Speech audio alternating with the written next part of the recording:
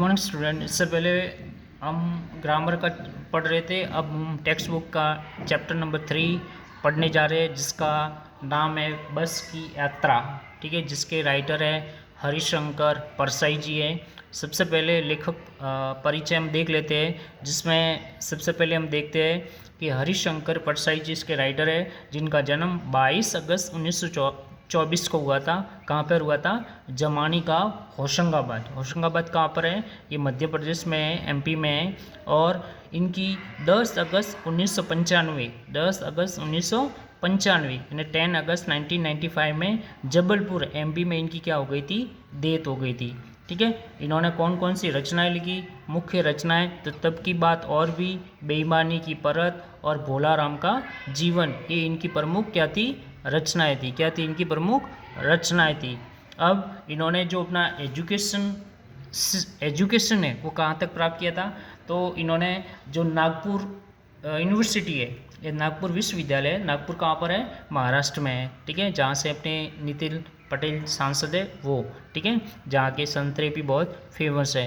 तो नागपुर विश्वविद्यालय, वहाँ से उन्होंने एमए किया था। किस में किया था? हिंदी में किया था। इसके अलावा इनको कौन कौन से अवार्ड मिले? तो इनको सबसे पहला जो पुरस्कार था या प्रमुख पुरस्कार में, उसमें साहित्य अकादमी पुरस्कार। ठीक है, फिर साहित्य अकादमी पुरस्कार, फिर सम्मान शरद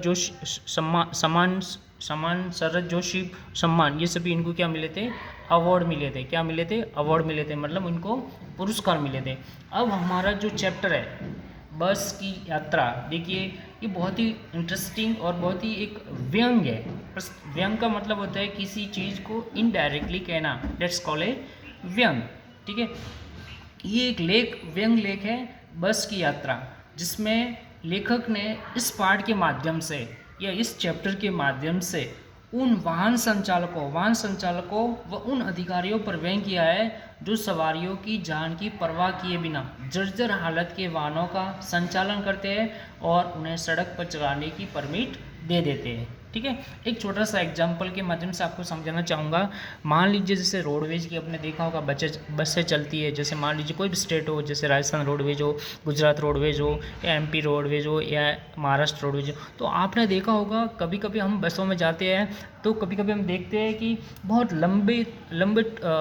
लंबे टूर की बसें होती हैं, लेकिन उन बसों की हालत देखे, उन बसों की कंडीशन देखे तो अपने को ऐसा लगता है कि गवर्नमेंट को, या जो भी, मान लीजिए इसमें गवर्नमेंट अकेले का नहीं ले सकते, अपने प्राइवेट टूर संचालक भी कह सकते हैं, या प्राइवेट जो गाड़ियाँ चलती है, आपने देखा होगा कितनी गाड़ियों की हालत होती है, वो कितनी ख़राब होती है। जैसे किसी के मिरर टूटा होता है, कांच टूटा हुआ, दर्पण टूटा हुआ है, किसी की ब्रेक नहीं है, अपन देखते हैं तो अपन, मतलब कहने का मतलब लेखक ने भी ये भी बताने की कोशिश की गई है कि जितने भी जो प्राइवेट संचालक होते हैं या गवर्नमेंट की जो बसें चलती है, उसमें जो सवारियों की या जो ट्रैवलर है उनकी जान की परवाह किए बिना किस तरह से वो उनको सड़कों पर चलने की परवाह या परमिट दे देते हैं। तो लेखक भी यहाँ पे यही बताना चाह रहे हैं। वो क्या होते हैं, एक बार लेखक और उसके साथी जो पन्ना से सतना जाने के लिए बस की यात्रा करने का निश्चय करते हैं, क्योंकि वही लास्ट जो बस होती थी जो जबलपुर जाने वाली ट्रेन तक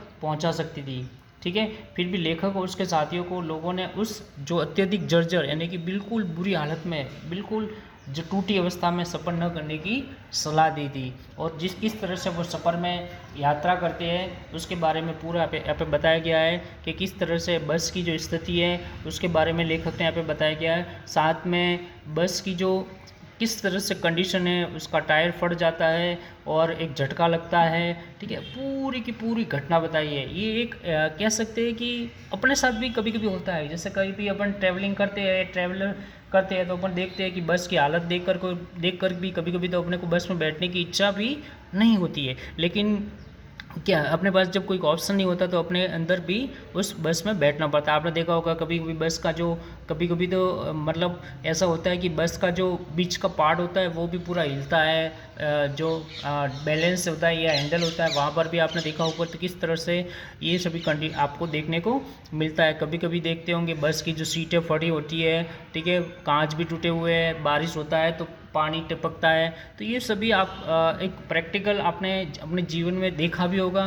ठीक है, लेखक यही कहना चाहते हैं कि व्यंग करते हैं किन पर, उन जो अधिकारी लोग हैं या उन प्राइवेट संचालक या जो अपने मतलब खाली उनको पैसा कमाने से मतलब है, बस चलाने से मतलब है, उसमें बैठे हुए जो ट्रैवलर है या जो सवारियां है उसकी कोई परवाह नहीं है। तो इस चैप्टर में यही बताया गया है। बस की यात्रा के माध्यम से लेकर के समझाना चाहते हैं कि जो भी जितने भी ट्रैवलर है या संचालक है जो बस चलाने वाले हैं या जो अधिकारी है वो सवारियों की जान की परवाह किए बिना बसों को संचालन की रोड पर परमिट दे देते हैं। ठीक है, अब आगे मैं आपको टेक्स्ट बुक का किस तरह से हम देखेंगे कि किस तरह लेखक उस बस के बारे में व्यंग करते हैं, वो हम आगे की वीडियो में पढ़ेंगे। धन्यवाद।